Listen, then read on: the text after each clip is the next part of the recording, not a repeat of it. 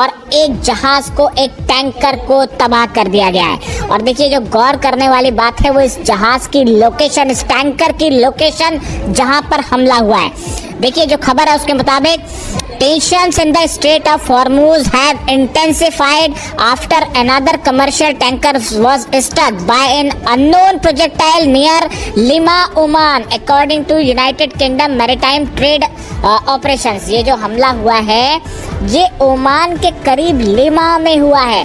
यानी आप समझिए इस बात को कि ओमान के पास से वो नया रूट, जिस नए रूट से अमेरिका जहाज़ों को निकालना चाहता है ईरान को बाईपास करते हुए, और ईरान लगातार कह रहा है कि अगर इस रूट से आप जहाज़ निकालेंगे तो हम निशाना बनाएंगे।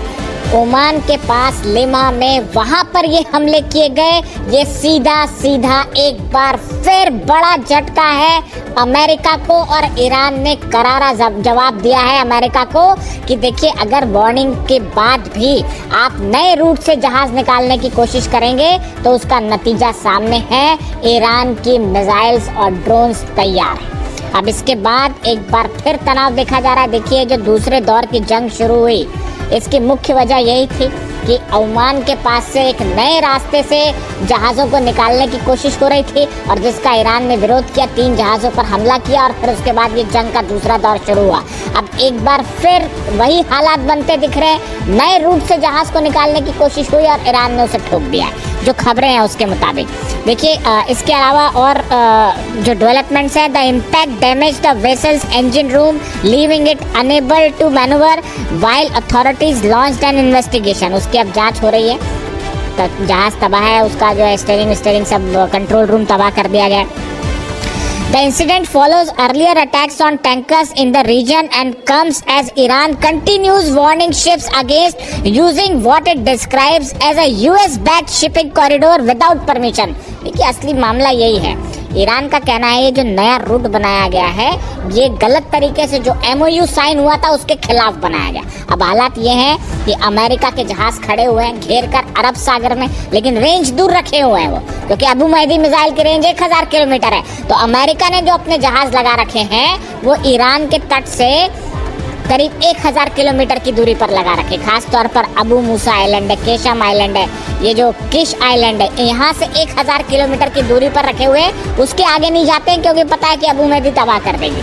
और जो दूसरे देशों के टैंकर्स और जहाज़ जा रहे हैं उनको लगातार उस रूट से निकालने की कोशिश है जो ईरान ने मना कर रहा है। बदला ये है कि ईरान ने ठोक दिया। अब यही हालात हैं लाल सागर में। आप देखिए जो हालात हॉर्मुज में बने हुए हैं वही लाल सागर में है। हूती की तरफ से बड़ा दावा किया गया है कि सऊदी के 8 से 10 टैंकर्स जो लाल सागर में बाब अल मंदेब पार करने की कोशिश कर रहे थे उन्हें वापस लौटा दिया गया है, और कुछ जहाज़ों पर ड्रोन हमले की खबरें भी आ रही हैं। यानी जो हाल हॉर्मुज का है वही अब लाल सागर का है। और एक तरफ हूती ने जो है वो घेर रखा है सऊदी को, और यहाँ अमेरिका को घेर रखा है ईरान ने। ईरान की इजाज़त के बिना ना हॉर्मुज में कोई जहाज़ निकल सकता और ना लाल सागर में हूती की जो है वो इजाज़त के बिना वहाँ से कोई जहाज़ निकल पाएगा। यानी आप देखिए हालात ये हैं कि लाल सागर और हॉर्मुज दोनों पूरी तरह से बंद हैं, और दोनों का बड़ा नुकसान इस समय हो रहा है सऊदी को। सऊदी के जो ऑयल सप्लाई होती है, जो ऑयल शिप्स लेके जाते हैं समंदर के रास्ते से, वो पूरी तरह से रोक दिए गए हैं। इसी बात की वार्निंग दी जा रही थी बार बार। रूस की तरफ से भी, लावरोव की तरफ से बार बार ये बात कही जा रही थी कि अगर बाब अल मंदेब बंद हो गया तो हाहाकार मच जाएगा। अब देखिए जितने अरब देश हैं उन सब के जहाज़ फंसे हुए हैं, और वो स्वेज कैनाल के पास जो हमला हुआ, इजिप्ट पर जो हमला किया गया, उस हमले से देमेत्ता पोर्ट पर जो हमला किया गया वो तीसरा रास्ता था सऊदी का जहाँ से जहाज़ निकलते थे।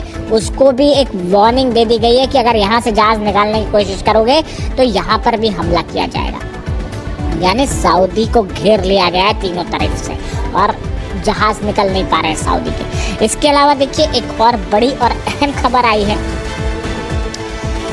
डोनाल्ड ट्रंप ने कई देशों से अपने सोल्जर्स को वापस बुलाना शुरू कर दिया है, खास तौर पर इराक से और कुवैत से। हालांकि मैं इसको एक अलग वीडियो में डिस्कस करूंगा कि आखिर ऐसी कोशिश क्यों हो रही है, क्यों यहाँ से, ये क्या रीलोकेशन प्लान है, क्या इन फोर्सेस को कहीं अलग जगह लगाया जाएगा या ईरान के खिलाफ एक बड़ा प्लान तैयार किया जा रहा है? जिस तरह से ईरान ने दावे किए F-35 जेट्स, 3 F-35 जेट्स जलाने के दावे, और 3 F-35 जेट ऐसे हैं जिनको डैमेज किया गया, इस तरह के दावे किए गए ईरान की तरफ से, जिसके बाद जो है F-35 पता नहीं अचानक क्यों जो है खबरों में, और बुरी वजह से खबरों में।